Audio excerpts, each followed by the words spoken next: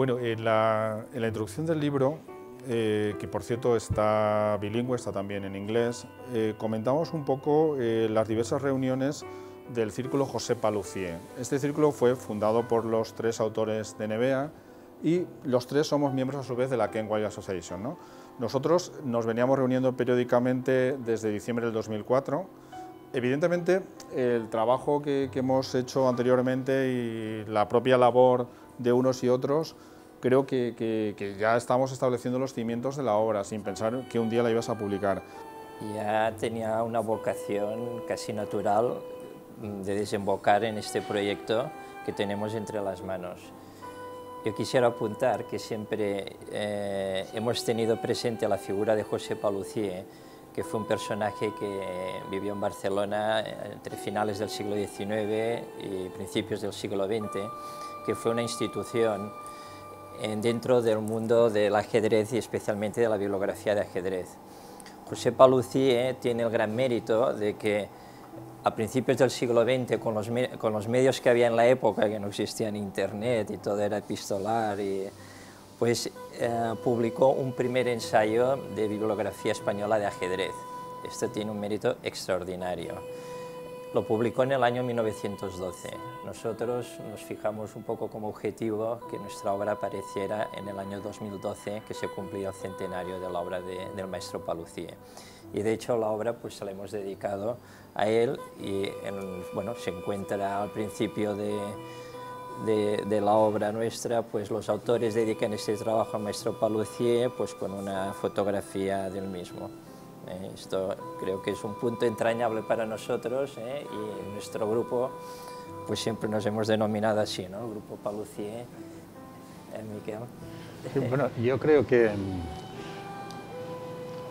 los tres, pues antes de conocernos, conocíamos sobradamente el primer ensayo de Paluzie. Y no sé si a vosotros pasó lo mismo, pero yo cuando veía aquello pensaba, esto está tan bien hecho que alguien tendría que continuarlo, ¿no? Pero también pensaba es que, bueno, es que no lo ha continuado nadie porque está tan bien y está tan actualizado, pues que nadie ha pensado pues, que había la necesidad de hacerlo, ¿no? Pero, claro, estaba datado en el 1912 y llega un momento que no lo hace nadie, pero a la que te pones en el 1990, si alguien quiere hacerlo, dice, es que esto es imposible, ¿no? Y entonces fue cuando al conocernos los tres dijimos, bueno, pues a ver si entre los tres pues tiramos adelante este proyecto. Pero seguro que los tres por separado pensábamos que esto había que hacerlo.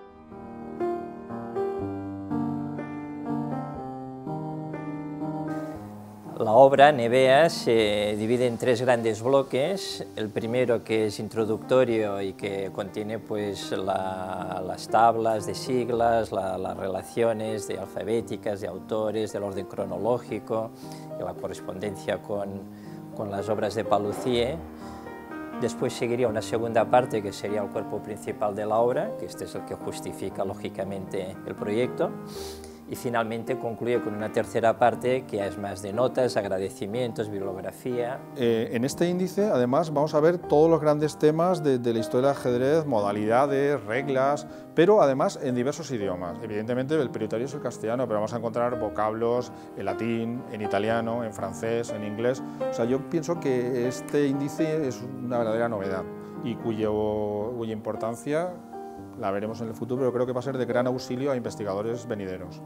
Respecto a las notas al final que se agrupan formando este cuerpo que hemos denominado Apuntes para la Historia del Ajedrez Español, también para facilitar su búsqueda están separadas y bien señaladas las referencias a Nevea, es decir, que el lector rápidamente podrá encontrar la obra de Nevea que está buscando y allí realmente tiene un complemento de la obra. Incluso en ediciones modernas nos ha permitido poner reimpresiones, encuadernaciones, acabados, bibliotecas donde se pueden hallar los ejemplares. Es muy completo y seguro que el bibliófilo, el aficionado, el coleccionista, el que se quiere iniciar en el mundo de la bibliografía española de ajedrez, va a encontrar un pequeño tesoro y muchísima información. Cuando Josep comentaba la estructura del índice, pues parecía una cosa muy clara y muy evidente, ¿no? Y a mí me parece que esta simplicidad, o sea, conseguir esta simplicidad es muy complejo, porque lo primero que te sale cuando manejas una obra de este tipo es un galimatías que no hay quien se aclare, ¿no? Y no sé si recordáis, no las discusiones, sino los cambios de impresiones que mantuvimos sobre el orden en que se habían de establecer las cosas. O sea que yo creo que conseguir que una obra de estas características pues tenga esta estructura tan simple es muy complejo. La llamada la difícil belleza de la sencillez, que se dice. Esto. El método sería, es una bibliografía disciplinar absoluta, todos los documentos se estudian directamente del original y se reproducen imágenes de todos ellos, y se incluye una biografía de los autores. Por otra parte, otro dato también muy importante es que en la concepción del método también hemos intentado hacer una obra dentro de otra, es decir, la parte más técnica va en una segunda parte, que hemos llamado con apuntes para historia del ajedrez español, de manera que el bibliófilo, el amante de la cultura, el amante de los libros, el profesor de universidad, el librero del viejo, pueda leer sin ninguna dificultad la obra, y reservamos esas delicatessen más ajedrecísticas a esa segunda parte, donde realmente es donde están las verdaderas novedades técnicas, pero hemos intentado que tenga dos niveles de lectura, por decirlo de alguna forma. Nosotros, al principio de la obra, aparte de los índices, de la introducción, etcétera, se incluye de forma novedosa una relación cronológica. Esto es muy interesante porque te obliga a datar todos los documentos, es decir, ya no vale mediados del siglo XV, porque, claro, esto también en el futuro permitirá para profesionales del libro, bibliotecarios, bibliófilos, poder citar la obra con arreglo a su numeración, pero fue una tarea muy complicada establecer esa numeración, ¿eh? Incluso en algún momento tuvimos que cambiar algún orden por consenso en virtud del criterio que nos habíamos trazado. Por poner un ejemplo, ya que hablábamos de escas de amor, pues esta es Nevea 10, ese sería un poco el método. Pero esta tabla, de la que nos sentimos muy orgullosos, también nos creó muchos quebraderos de cabeza. Y esa misma tabla es la que luego hemos utilizado para hacer una conversión con el trabajo de Paluzie. Pero cabe recordar que en Nevea se asientan 164 obras, se mencionan más libros de ajedrez, incluso se mencionan ediciones posteriores, libros perdidos que no sabemos cuál sería su temática o si ya es el libro que está incluido, porque a veces con los manuscritos pasa esto. Pero, por ejemplo, en Nevea se asientan 164 obras y el trabajo de Paluzie originalmente eran 66 obras, más luego un complemento, en total 75, es decir, para que nos hagamos una idea de una cosa y otra, estamos hablando de que hay 90 y pico obras adicionales al trabajo de Paluzie. Nevea contiene 164 obras, que 100 sería el centenario del ensayo de Paluzie y 64 las casillas del tablero de ajedrez. Perdón, si empezamos con la numerología, no sé si has visto, porque el número de páginas que tiene Nevea, si quieres vete al final y te vas a llevar una sorpresa. Si buscas el cuadrado mágico, las 64 casillas, mira la última página numerada de Nevea y entonces verás que te encuentras con 664 casillas. El número 64 lo domina todo. Pero esto nos dimos cuenta cuando estaba terminado ya. No hay ningún artificio en esto.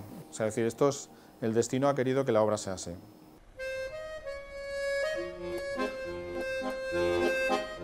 Bueno, un tema, Josep y Miquel, que nos ha llevado de cráneo ha sido, por el propio método que nos hemos impuesto, nos hemos tenido que dirigir a bibliotecas de todo el mundo. O sea, en esta obra pues vamos a ver las mejores bibliotecas públicas de todo el mundo, incluso algunas privadas. Bibliotecas privadas y también, incluso a nivel de instituciones, alguna curiosa, como la Biblioteca Diocesana de Girona, donde apareció, es decir, de alguna obra impresa, hemos encontrado el manuscrito previo que había hecho el propio autor.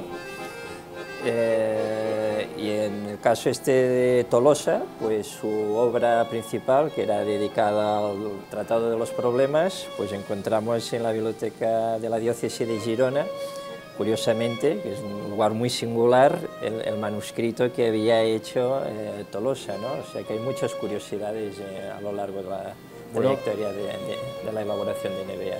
Miquel, incluso el tema de que el manuscrito del primer libro del ajedrecista de Paluzie, que no se conocía, pues en el curso de la elaboración del libro pues ha aparecido, y parte del manuscrito del manual de ajedrez, por no hablar de todo el tema de los manuscritos de Puig i Puig, que todo esto pues no sé de dónde salieron, supongo que pues de familiares que se vendieron y tal, y pudimos acceder pues a estos manuscritos.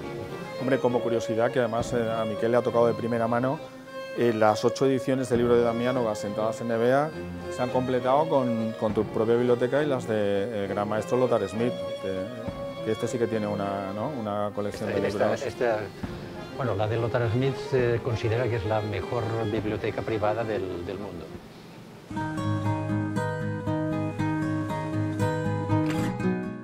Eso es como cuando entras en el ojo mágico, de repente ves que había cosas que tú nunca habías visto.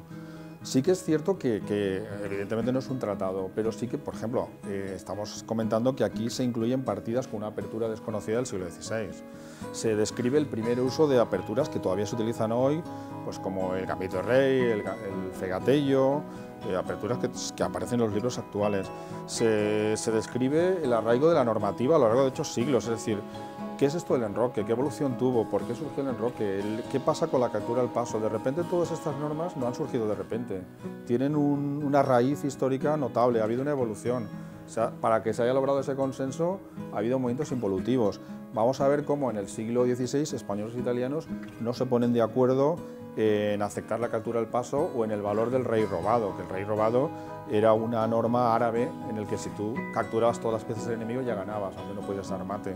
Entonces, no sé si jugará mejor, pero creo que le va a permitir entender que el juego que ama probablemente es otra cosa, es una ciencia, es un arte.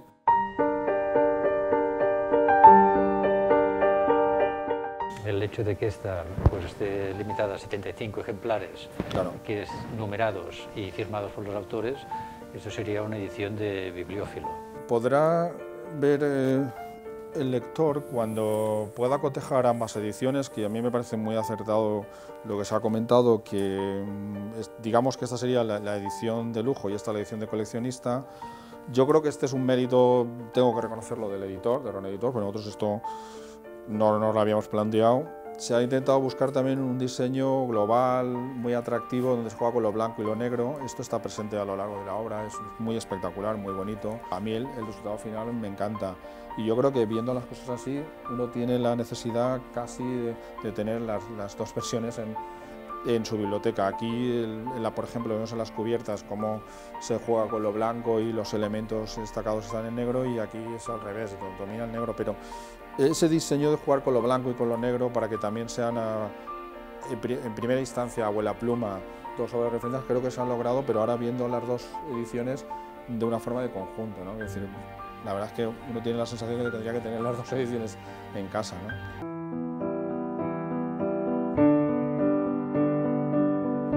Precisamente por el método empleado en Nevea, el acrónimo de Nuevo Ensayo de Bibliografía Española de Ajedrez, al estudiar los primeros documentos del nuevo ajedrez, ya adelantamos aquí que hay importantes novedades.